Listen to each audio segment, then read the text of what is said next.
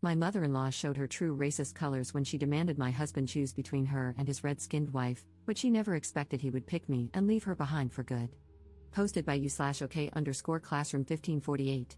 My husband and I have been together for 4 years, and we just got married in October 2022. He's amazing, quite literally the man of my dreams, and I have an amazing life with him now. My parents and the rest of my family love him. I'm Native American and have a really big family, and he comes to family events, holidays, cookouts, etc., and I haven't heard a single member of my family say they didn't like him. My husband's family is very small. Other than his parents, he has one brother, his wife, and their 2 kids. His brother and his family live multiple states away, so we only see them around the holidays, and they don't really have much extended family. So the only members of my husband's family I really see are his parents. His parents are the stereotypical white conservative small-town Christians. My husband is no longer religious. My mother-in-law stays at home and tends to the house while my father-in-law works. I was worried about his parents' beliefs at first, as I practice my native tribe's spiritual beliefs. I'm very left-leaning socially and politically, I don't dress very conventionally, and my husband and I have no desire to have children. But they were pretty chill with me when I met them for the first time. I have had no problems with his dad, but over time, I have begun having trouble with his mother. She just flat out doesn't like me. According to my father-in-law, she has said I'm not the kind of woman that needs to be with her son. Her reasoning is that I don't act like a woman, I won't be a housewife, and I have a man's job. I'm a flight paramedic for a service that airlifts critically unstable patients. I love my job, and I love being a paramedic. My husband has never expressed that he wants me to be a housewife or take up a stereotypically feminine job. If he did, we wouldn't be together. But apparently, that's what his mother thinks he needs. When I first met his parents, we had been dating for about 5 months. My mother-in-law initially said that I didn't look like the kind of woman my husband would bring home. I didn't take it to heart, I figured she didn't mean it in a harsh way. When they asked what I did for work, I told them I was a flight medic. My father-in-law said that was awesome, while my mother-in-law just kind of frowned and didn't say anything. She was pretty cordial in the beginning, but as my husband and I got more and more serious, she began to dislike me more. It started with snide comments. She would manage to sneak into conversations the fact that she thinks women should be homemakers or have jobs like teachers or caretakers. When I started working 48-hour shifts, she asked who was going to take care of the housework. My husband told her he would while I was gone those 2 days. She got upset and said it wasn't fair that I made her son do it all by himself while I left. My husband told her that we split household chores evenly and that it was fine. One day, we were over at their place, and she went off on this rant about how she missed when women acted like women and men acted like men. She started talking about how women needed to start being housewives and mothers again while the men worked and provided. While she never directly said it, I knew she included me in that. My father-in-law told her to calm down and that this wasn't the time for that kind of discussion, and she got mad and said, "Well, it's just the truth," while looking in my direction. I'm not an idiot, I knew this rant was just a way for her to tell me how she felt without directly telling me. My husband was pretty angry when we left, and I can't say I was too pleased. I told him she was allowed to have her opinion, no matter how stupid it was, and I wasn't going to lose sleep over the fact that she seems to still be living in the 1950s. He said he was angry about the blatant disrespect.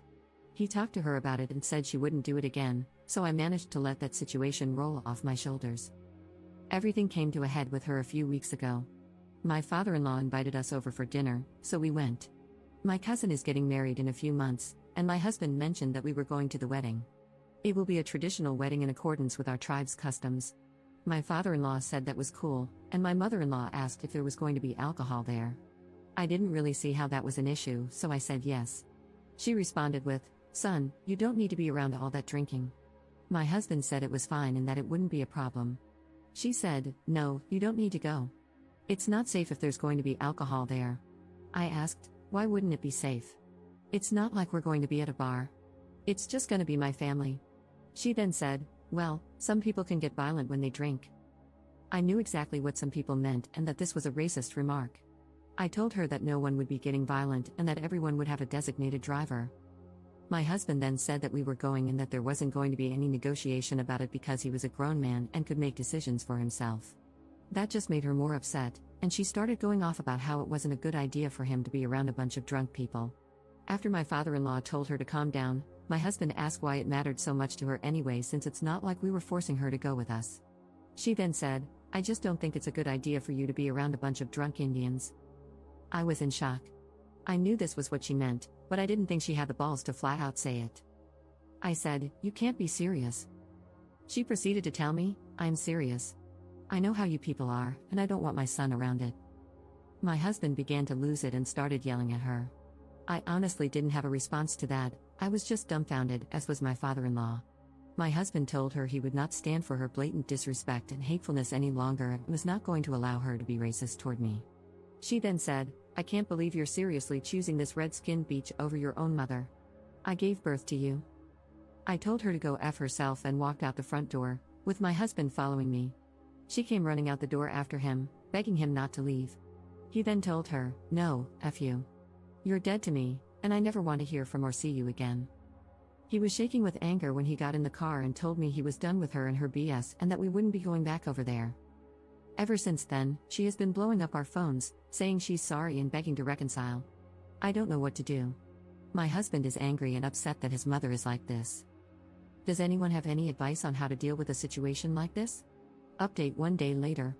Hello again, this is a follow-up/update to my post about my mother-in-law being racist and calling me a slur. There is a little more to my story that I couldn't fit into the original post. The reason I didn't have much of an adverse reaction to her words is because, sadly, these are things I've heard my whole life. I'm not white passing, and you can take one look at me and tell I'm native. I think what shocked so many people about what my mother-in-law said is that many believe explicit racism like that is a thing of the past when, in reality, it is still very much alive in the minds of some. After the incident took place, my husband and I went home, and my mother-in-law tried to call and text both of us to beg for forgiveness. She told us she was sorry and wanted to make amends. I blocked her, and my husband told her to leave him alone until he and I worked through this. My husband also told his brother about the situation, and he was horrified as well. My father-in-law also contacted us and said he was sorry for what had happened. He said he didn't know she had thoughts like this, and in the moment, he was so shocked by what she said that he didn't know what to say or do. He asked if it would be possible for my husband and me to speak with just him to see what he could do moving forward. We agreed. We ended up having a video call with my husband, my father-in-law, and my husband's brother, who I'll just call brother-in-law going forward. My brother-in-law said there wasn't much he could do because he lives several states away, but he would support us in whatever decision we made and would be sending a strongly worded message to my mother-in-law. My father-in-law was very emotional about the situation and said he didn't want to lose his son over what my mother-in-law said and that he would do anything to maintain contact with my husband. He was so upset and confused as to why she thought the way she did and why it was all coming out now. I said that she may have always felt this way, but because they live, and have always lived, in predominantly white communities, I was the first person she knew to take it out on. Everyone agreed with that. My father-in-law said he wanted to suggest that she go to therapy or some sort of counseling to work through these feelings and that he planned to tell her she had a choice, either seek help to change her narrow view of the world or lose both her son and him. He said that I make my husband happy, and as his father, there is nothing more he could ever want. We all agreed that counseling would definitely be beneficial to her if she was willing to go. My husband said he does not want to talk to my mother-in-law right now and that he doesn't know when or if he will be able to. He said that if he had anything to say to her or if there was an emergency, he would go through my father-in-law to reach her. In the meantime, he will be blocking her number. I said I just didn't want any contact at all, and we all left it at that. I also told my parents and some elders in my community, and they were upset too because they have heard the same things before. But they commended my husband for having my back and said they understood my decision to go no contact. And that's the situation right now. I want to thank everyone who left kind words and advice on the original post. I made it to see if we had maybe done something wrong or if the decision to go no contact was a bad one, but I now see that it is probably the best option. While this situation and what was said upset me, the kind words on my first post remind me that there is still good in this world. And if anyone else is going through a similar situation, I'll tell you what my dad told me: you can never force people to be kind to you, but you can make the choice to surround yourself with kind people. Thank you all. Second update 2 months later. Hi again. It's been a couple of months since I last posted about my situation, in which my mother-in-law called me a red-skinned beach and said my family was a bunch of drunk Indians.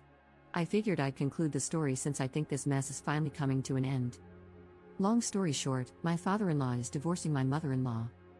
My mother-in-law went to counseling twice a week for about 3 weeks until she eventually decided she had enough of it. I guess she thought that was enough to make my father-in-law and husband happy, but she showed no real remorse for her actions or any change in her racist mindset. My father-in-law told us that they had gotten into an argument about how I was taking their son away from them, to which he said that she had driven my husband away from them, not me. My mother-in-law was very angry that my father-in-law continued to take our side in the situation instead of hers. This erupted into a very heated argument between the two of them, and my father-in-law didn't go into extensive detail. She ended up saying more bad things about me, how I had torn her family apart, made a mockery of her, stolen her son, and pushed her husband and other son away from her. In reality, if she had just kept her mouth shut, this all could have been avoided. My husband is pissed, naturally. I can't say I feel much emotion about it, though. I feel bad for my husband and his family, as they are losing contact with their mother and wife. But then again, I also see a bitter old racist getting what she deserves. It's a crappy situation overall. My father-in-law said my mother-in-law was so angry she left the house and is staying with a friend for the time being while lawyers sort things out. He is still very upset, which I understand. He told me he felt terrible about the whole thing, but he didn't want to remain married to an evil woman, someone who would drive his children away. He told me that he understands he is not a perfect man, has made mistakes, and hasn't always been the most accepting or open-minded, but he wants to become a better person and try to understand people of other cultures and identities. I greatly respect that. So, in an attempt to lift his spirits, I offered to take him to a powwow a couple of weeks ago, and he accepted. My husband has gone with me several times, but this would be my father-in-law's first experience with anything like that. I introduced him to my family, and he was very respectful. He had a blast. We danced, sang, listened to the music, and ate until our stomachs were about to pop. He thanked my family and me for letting him be a part of this and said he hadn't had this much fun since he was a young man.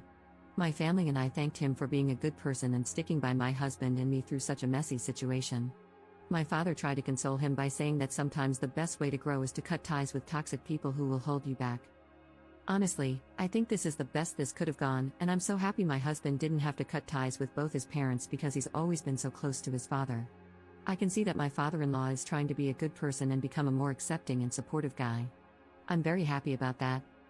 I'd like to again say thank you to those of you who left such positive comments on my previous posts. It really means a lot to me and makes me happy to know that there are people with good hearts out there. And to any natives who have dealt with or are dealing with racist comments, discrimination, or being called racial slurs, never stop existing, because our existence is the biggest form of rebellion. We're still here, and we're not going anywhere. Thank you, all of you kind internet strangers. Peace and love always.